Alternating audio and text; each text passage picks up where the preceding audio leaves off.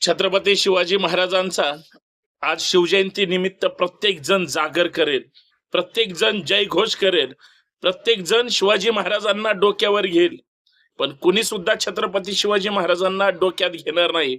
छत्रपती शिवाजी महाराजांच्या विचारांवर जरी चाललं, छत्रपती शिवाजी महाराजांचा आदर्श ठेवून जरी काम केलं, किंवा छत्रपती शिवाजी महाराजांनी जो घडवून दिलेला आदर्श आहे तो जरी आपल्या आचरणात आणला, तरी आपण परत एकदा लोकशाहीमध्ये सुद्धा रयतेचं राज्य निर्माण करू शकतो.